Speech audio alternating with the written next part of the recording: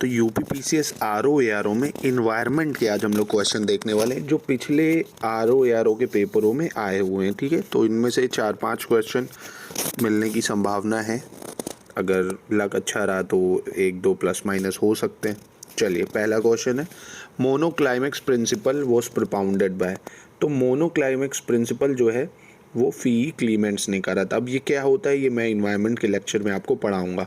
अभी आप ये समझ लो, जो सक्सेशन थ्योरी होती है कि कोई भी पेड़ पहले पौधा बनता है, फिर धीरे धीरे वो पेड़ बन के फिर क्लाइमेक्स स्टेज में पहुंचता है, तो उसको मोनोक्लाइमेक्स बोलते हैं। ठीक है, तो ए ऑप्शन है इसका।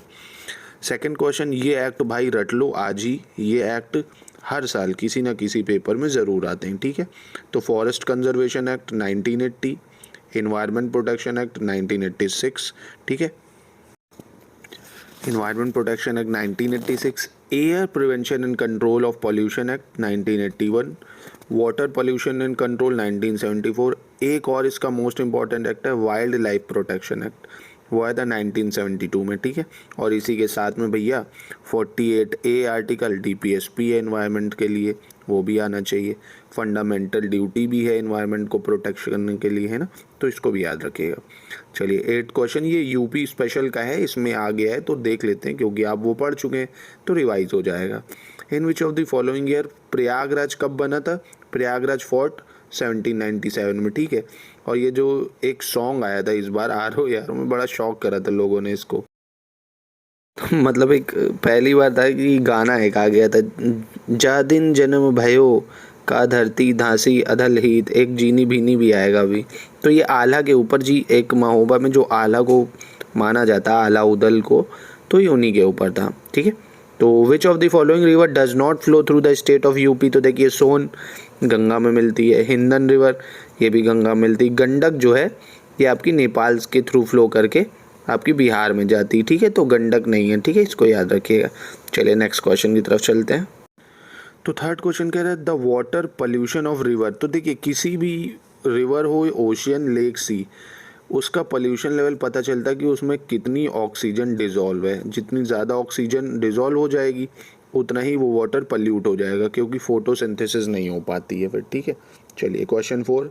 तो इसमें बताना है कि भैया प्रोडक्टिविटी किसकी सबसे ज़्यादा है और किसकी सबसे कम। तो देखिए, मैनग्रूव्स सबसे ज़्यादा प्रोडक्टिव होते हैं, क्योंकि बहुत ही ज़्यादा इसमें ऑर्गेनिक मटेरियल मिले होते हैं। फिर ग्रासलैंड, लेक्स और सबसे कम ओशियन की। ठीक है, फिफ्थ पूछ रहा धूपगढ़ पीक। तो ये मैंने ज्योग्राफी के लेक्चर में पढ़ा है आपको।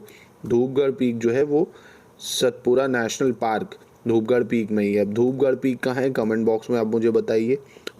ठीक है, एमपी में है, पर किसकी हाईएस्ट पीक है मुझे कमेंट में अगर आपको पता हो तो बताइए, बताने की कोशिश करिए। ठीक है, तो Satpura national park Dhupgarh peak में एमपी में है। ठीक है, तो according to Indian state forest, तो ये फॉरेस्ट रिपोर्ट इंपॉर्टेंट है, याद रखिएगा। कहाँ पे सबसे ज़्यादा ट्राइबल डिस्ट्रिक्ट है? तो मणिपुर। मणिपुर इस बार न्यूज़ में भी है, तो क्वेश्चन बन सकता है। ठीक है, अब ये यूपी स्पेशल का क्वेश्चन आ गया कि भैया कौन सी यूनिवर्सिटी कब बनी थी। ठीक है, तो ये इसको हम लोग यूपी स्पेशल में देख चुके, तो इसको हम लोग छोड़ रहे हैं। चलिए हम लोग इन्वायरमेंट के क्वेश्चन देखते हैं। चलिए, क्वेश्चन 7 कह रहा है which one of the following is considered a biodiversity hotspot. तो देखिए, इंडिया में 4 बायोडाइवर्सिटी हॉटस्पॉट हैं, वेस्टर्न घाट, हिमालयाज, इंडो बर्मा और सुंडालैंड। ठीक है, तो इसको याद रखिए। तो वेस्टर्न घाट ऑप्शन में, तो ये हो गया। अब ये 13 क्वेश्चन भी यूपी स्पेशल का है कि भैया नेपाल से कौन बॉर्डर शेयर करता है। तो मैंने लास्ट क्लास में बताया, अगर आपने देखा है तो उसको एक बार देख लीजिए, पर सुन लीजिए एक बार तो ज़्यादा बेटर है। पीलीभीत, लखीमपुर, बहराइच। ठीक है, फिर आता है आपका श्रावस्ती, बलरामपुर, सिद्धार्थनगर, महाराजगंज। ठीक है, तो कुशीनगर नहीं करता है, इसको याद रखिएगा। चलिए क्वेश्चन नेक्स्ट देखते हैं। अब नेक्स्ट क्वेश्चन में कह रहा है which of the following state is the highest in area of tubewell irrigation. तो ये मैंने शॉर्ट्स में बताया आपको, ट्यूबवेल इरिगेशन सबसे ज़्यादा यूपी में होता है। ठीक है, next question, which of the following is not correctly match. तो भैया कोयल, अलीगढ़, महोत्सव नगर, महोबा, तो इसका डी गलत है। ठीक है, तो जिजबा भुक्ति जो है कौसाम्बी में नहीं होता है। ठीक है, फिर आता है who led the Banaras rebellion against the British. तो ये तो हिस्ट्री के क्वेश्चन आ गए, इसको भी अवॉइड कर रहे हैं हम लोग सीधे इन्वायरमेंट के क्वेश्चन देखेंगे सिर्फ। तो नेक्स्ट क्वेश्चन है रामजार कन्वेंशन किससे रिलेटेड है। तो रामजार कन्वेंशन वेटलैंड है ना, वेटलैंड से रिलेटेड है, याद रखिएगा रामजार कंजर्वेशन। फिर पूछ रहा है national afforestation and ecological development, ये कब बना? तो ये 1992 में बना, याद रखिए। चलिए नेक्स्ट, नेशनल ग्रीन ट्राइब्यूनल, ये रट लीजिए, बहुत बार आता है, 2010 में बना। कब बना? 2010 में। Forest research institute, question number 32, तो फॉरेस्ट रिसर्च इंस्टीट्यूट देहरादून में, कहाँ है? देहरादून। चलिए 36, ओजोन डिप्लीशन का कारण क्या है पूछ रहा है, तो CFC, ठीक है, क्लोरोफ्लोरोकार्बन, जो फ्रिज, AC इन सब में यूज़ होती थी। विच of the following not a green house gas, तो भैया ऑक्सीजन ग्रीन हाउस नहीं है, carbon dioxide, methane, chlorofluorocarbon, CO2, ये सब क्या है? आपकी ग्रीन हाउस गैस होती हैं। चलिए नेक्स्ट 38, प्रोजेक्ट टाइगर नहीं, एलिफेंट के बारे में है। तो कह रहा है प्रोजेक्ट एलिफेंट कब लॉन्च हुआ? 91 92, बिल्कुल सही है। ये ह्यूमन और एलिफेंट कॉन्फ्लिक्ट को हटाना था कि भाई ट्रेन के आगे भी आ जाते हैं, कट जाते हैं बेचारे, ठीक है। It was started as centrally sponsored scheme, ये भी सही है, ठीक है। तो ये सिर्फ only welfare of wild elephant के लिए नहीं था, है ना, जंगली एलिफेंट के लिए नहीं, सभी के लिए था। फिर थर्ड क्वेश्चन 39 आपका, ये एक करंट अफेयर्स का क्वेश्चन है, अब रेलेवेंट नहीं है। नेक्स्ट, चलिए नेक्स्ट क्वेश्चन पूछे, government of India has establish a centre for biodiversity policy and law, तो ये कहाँ पे इस्टेब्लिश करा था? चेन्नई में। कहाँ करा है? चेन्नई में, याद रखिएगा। चलिए क्वेश्चन नेक्स्ट पे देखते हैं, क्वेश्चन नंबर 40। अब कह रहा है कि इसको मैच करो, कौन सा नेशनल पार्क कहाँ पे है, ठीक है। तो इन तांकी नेशनल पार्क आपका भैया नागालैंड में है।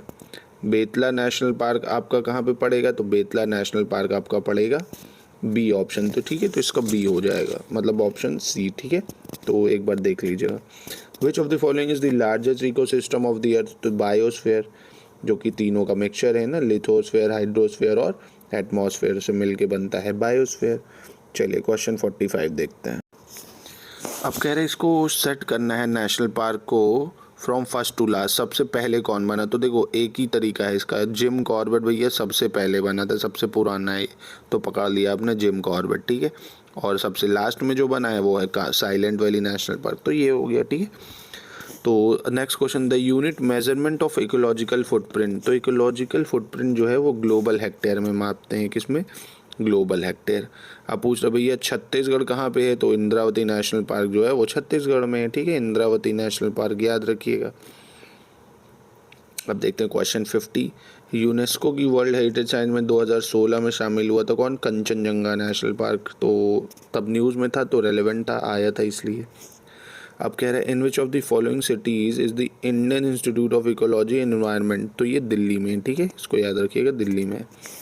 अब कह रहा बायोडाइवर्सिटी क्या होता है, तो बायोडाइवर्सिटी होती है कि भैया एक जगह में जितनी डिफरेंट टाइप की स्पीशीज़ पाई जाती हैं उसको बोलते हैं बायोडाइवर्सिटी। ऐसे ही नेशनल बायोलॉजिकल डाइवर्सिटी अथॉरिटी कहाँ पे? 2003 चेन्नई में इस्टेब्लिश करी गई। कब? 2003 चेन्नई में। अब पूछा विच of the following gases responsible for depletion of ozone, अभी ऊपर करा देखो CFC में, ठीक है।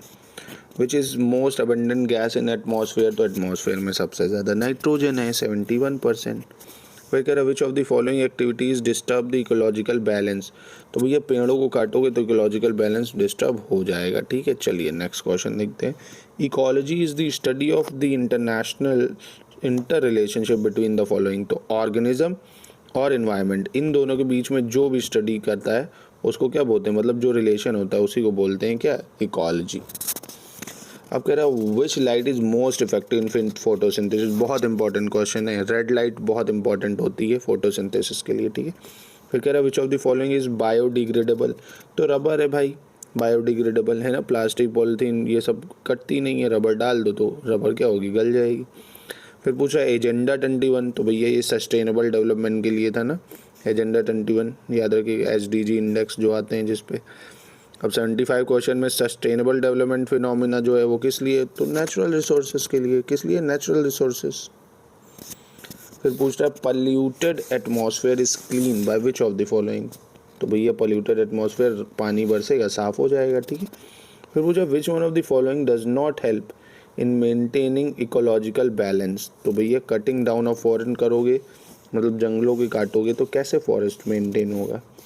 फिर कह रहे हैं इन्वायरमेंट प्रोटेक्शन एक्ट, अभी पढ़ा इन्वायरमेंट प्रोटेक्शन है, कब आया? 1986 में आया। चलिए नेक्स्ट क्वेश्चन देख, कह रहा है which one of the following is not social protection programme, तो भैया ये करंट की न्यूज़ थी तो अब तो रेलेवेंट रही नहीं, तो आप इसको छोड़ सकते हो, ठीक है। चलिए question 79, the total number of biogeographical division in India. तो इंडिया में 10 बायोजोग्राफिकल डिवीजन है, याद रखिएगा, डायरेक्ट स्टैटिक क्वेश्चन है। और बायोडाइवर्सिटी एक्ट कब पास हुआ था? 2002 में, ठीक है। फिर पूछा विच of the following is the most stable ecosystem. तो ओशियन जो है सबसे स्टेबल इकोसिस्टम है, ठीक है, याद रखिएगा इसको। फिर पूछ रहा भैया ग्रीन हाउस गैस इफेक्ट करती है ड्यू टू कार्बन डाइऑक्साइड। भाई जितनी जाएगी सनलाइट उतनी ही ट्रैप हो जाएगी एटमॉस्फेयर में, है ना, तो वो यहीं हमारे रह जाएगी। The gradual change in the frequency of field in time is called sequencing बोलते हैं, ठीक है, जितनी भी फ्रीक्वेंसी चेंज होती है in due course of time में। अब कह रहे विच one of the following area is considered a hot spot. तो ईस्टर्न हिमालय, देखो अभी 4 बताए थे ना हॉट स्पॉट। अब कह रहे हैं कि the biggest source of air pollution in biggest cities. तो भैया ट्रांसपोर्ट सेक्टर से बहुत ज़्यादा पोल्यूशन होता है। तो ये इन्वायरमेंट के बेसिक क्वेश्चन है जो आते हैं।